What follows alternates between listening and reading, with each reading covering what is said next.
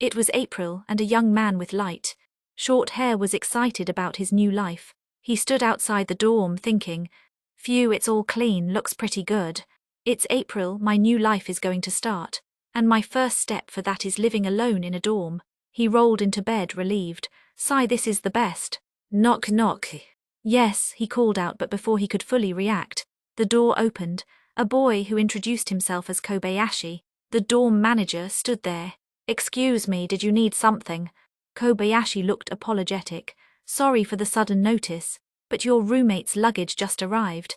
"Oh, I had a roommate," the young man thought. Surprised, he then realized he had to move to the lounge for the time being. As he sat there, he began to feel happy. "I'm getting a roommate. I was jealous of other guys because they'd often hang out with their roommates.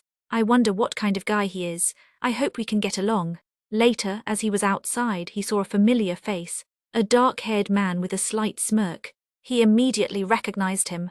"What's he doing here?" he thought, sweating. That evening, feeling restless, he decided to take a walk. "I don't really want to hang out here alone. I'll go take a walk and look around the place." He found a public park, but it was still a bit chilly. He wandered and looked up at the night sky. Wow, the sky was clear without a single cloud, perfect for stargazing. He remembered a painful time when I was with him. My parents had to suddenly transfer overseas. I'd look at the stars whenever I felt lonely or sad. The image of a young boy with glasses, presumably the dark-haired man, flashed in his mind, showing him a picture book of stars. "That reminds me," he thought, remembering what the boy had told him. "Isn't that amazing, that stars are connected to the same stars, no matter where you look at them in the world?" They had played often back in elementary school, and he had learned a lot about the stars from his friend. "I hope he's doing well. We don't get in touch anymore." He spotted a bright light in the sky. "Oh, there it is, Venus. In the west sky it's so big." Suddenly a voice startled him. "Hey, Sito, did you know I know? Around this time there should be." He looked up and saw the dark-haired man, his new roommate, looking up at the sky, holding a drink. The next morning, the new roommate was already over him. "Russell Sito," the roommate mumbled. Then he leaned down and kissed Sito awake. "FWMP." Sito, completely startled, sat up, sweating and yelling, "WH what? Hoo-hoo, why?" The roommate smiled. Sito, a young boy with bright, short hair, was out one clear night. "The stars are so pretty tonight." He thought, he remembered. "I first met Akio on a night with a clear sky like this too." He suddenly noticed something on an upper balcony. "What's that?" he exclaimed. Running toward the building, he saw a long object pointing skyward. "Will I be able to see them better with a magnifying glass?" he wondered. He called up to the balcony, where a boy with glasses was peering through the object. "Hey, what can you see with that huge magnifying glass?" The boy in glasses, Akio, flinched when Sito called it a big magnifying glass. Sito was excited. "It's super cool." Akio, a bit shy, asked, "Wanna see?" "Can I?" Sito beamed. He looked through the telescope. "Whoa, this is amazing, wow. You can see the stars so clearly." Akio seemed a little embarrassed by Sito's enthusiasm. "Huh, did I say something funny?" Sito wondered, seeing Akio shiver. Akio observed, "You're strange kids. My age are rarely interested in stars." Sito smiled broadly. "For some reason, I like stars. My name Sito actually means star. Maybe that's why I'm interested." A coincidence in the park. Years later, Sito was walking through a public park when he saw a familiar setup. "There's someone stargazing over there." Meeting someone stargazing just when I was thinking of Akio. What a coincidence. He walked closer and realized the person was ignoring him. "He's ignoring me." Sito tried to talk to the man. You're watching the stars, right?" The dark-haired man continued to look through the telescope. Sito became angry. "He can definitely hear me, but he doesn't even look at me." He could have said something in reply. What a bastard. Unlike Akio, he's such a douche. The man finally looked up and saw Sito. "ACK, he noticed me," Sito thought. The man greeted him. "Good evening, how's the view?" Sito, trying to regain his composure, looked up at the sky. "Oh, it's the Big Dipper." The man asked, "You recognize it?" Sito replied, Yeah, because it's my constellation." The man looked intrigued. Sito then pointed out the stars with his hand, showing off his knowledge. The 7 stars lined up in the shape of a ladle, each one with their own name. "I think they were Dub Himerak." Fecta Megrez Aliath Mizar and Alcade. Sito asked the man, yours. The man leaned in close and Sito's eyes widened. This interaction set the stage for the revelation that the dark-haired man was the adult version of his childhood friend, Akio. Sito had just proudly finished describing the stars of the Big Dipper. The dark-haired man then leaned close and grabbed Sito's arm. The man looked directly into Sito's eyes. I like you. Sito froze in shock, eyes wide. He then pushed the man away, yelling, WWAH, what the heck? He ran off, heart pounding. What the heck was that? A guy I don't know confessed to me and almost kissed me. The morning after. Sito slammed the door to his new room. I almost got screwed over at the last minute. I'll just forget what happened earlier. He fell onto his bed, reminding himself that tomorrow was the entrance ceremony. The next morning, Sito was woken up by someone shaking him. Sito, wake up, you have to get ready soon or you'll be late. The voice belonged to the dark-haired man from the park. He kissed Sito. Sito gasped and bolted upright. Gasp, you're the guy from yesterday. What police pervert? Thief, what are you doing here? The man calmly revealed his identity. Akio Sakaki, you remember me. Sito froze again, slowly trying to process the name. Akio, what, glasses? Akio explained he wears contacts now. Then he leaned in close again.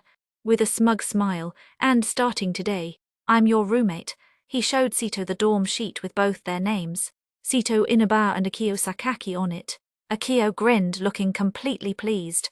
We're going to be together every day from now on. Let's get along. Sito was sweating profusely, the shock overwhelming him. For real, the guy who used to be your common constellation nerd had turned into someone crazy. Sito was still reeling from the shock of learning his intense, forward roommate was his childhood friend, Akio Sakaki. Akio, the boy who used to be a common constellation nerd, had turned into someone crazy. It had been weeks since Akio and Sito became roommates. Akio proposed to Sito at every chance he got, every day. Cafeteria chaos. In the cafeteria, Akio was brazen. Sito, I like you, Akio stated with a smile. Sito, trying to ignore him, muttered, I already have enough people liking me, and I prefer girls. Akio continued to push. Hey, Sito, I might get a girlfriend right when school starts. So we don't really mind. Sito was irritated. Wow, that sounds like a huge pain. He then tried to feed Sito with his chopsticks. Say Sito was exasperated. That's not it. Can't you just eat normally? Akio remained unfazed. I thought you wanted me to feed you. From what part of our conversation did you even? Sito desperately tried to reason with him. Could you stop saying that you like me in public? It's not funny. Akio smiled. Don't worry, I'm not saying it as a joke. Could you start listening to me now? He then asked Seto a serious question. I have one question though, why do you like me? The daily dynamic. Despite Akio's aggressive pursuit, he was actually helpful. Akio helped Seto clean up. He helped him with daily tasks, like studying and waking him up for class. Seto thought, he helped me a lot, I think. As Seto was leaving for class, Akio told him, I'll put your plates up. You should go. See you later. Seto replied, thanks Akio, I'll buy you juice later. Akio shot back, I'd rather have a kiss from you than juice. Seto yelled, shut up, you. As Seto left, he reflected. He says strange things like he likes me and stuff, and doesn't really listen to me. He then looked concerned. No. Rather, aren't I relying on him too much? The daily proposals continued. In the cafeteria, Akio suggested he might get a girlfriend, saying, we don't really mind. Seto found the idea bothersome. Wow, that sounds like a huge pain. Akio then asked Seto what he was going to do for socializing events. Seto realized, oh, we're doing a play. I think. When Seto tried to calm Akio down, he realized he had forgotten something important about being the daily leader. Later, as Seto was leaving, he thanked Akio for doing his plates. Akio, however, said he'd prefer a kiss over juice. Seto yelled, shut up. He walked away thinking that Akio said strange things and didn't listen to him. Seto's internal dilemma. Alone in the bath, Seto wrestled with his feelings. He knew he had to reject Akio, and that rejection is a rejection, no matter who it is. He worried if he was too lighthearted, he would seem heartless. He was stressed because he had never even confessed before and had no idea what he was supposed to do. Seto admitted to himself that he'd been thinking about Akio constantly these days. He wondered why he had to worry about it so much, concluding it was because Akio confessed to him. Suddenly, Akio appeared. Seto gasped, realizing that everyone else had left the bathhouse because they were scared of Akio. Akio told Seto that he was talking to himself much and was giving off a dark aura. The climax in the tub. Seto reminded Akio that he should warm up in the bath since they were the only ones there right now. Akio got into the tub with Seto. Seto stared, realizing Akio was quite well built. Seto blushed and thought, he used to be so skinny and had glasses. What the heck? I didn't know he worked out. No wonder I can't shake him off. Akio then brought up the juice Seto had promised. That reminds me, I haven't received your thanks for this morning yet. When Seto apologized, Akio said he wouldn't let him forget the promised reward. Akio revealed what he wanted. I want a kiss. Seto tried to push him away. Wait a minute. Why a kiss? Akio answered simply because I want one. Seto flinched as Akio cornered him, asking, were you thinking about me? You were saying my name when you were talking to yourself. Seto tried to resist as Akio pressed forward. Akio was too strong, and Seto could not push him off. Anyway, get away from me, Seto cried. The tension in the dorm bath escalated quickly. Akio had cornered Seto in the tub, demanding a kiss as thanks. Seto had little room to move. Akio, realizing Seto was resisting, simply smiled and asked him to close his eyes, saying, come on, close your eyes. Seto was nervous but resigned himself, thinking it's just a kiss, right? He clenched his hand and quietly agreed, fine. Akio kissed him. Seto tried to rationalize it, thinking, this is just a thank you.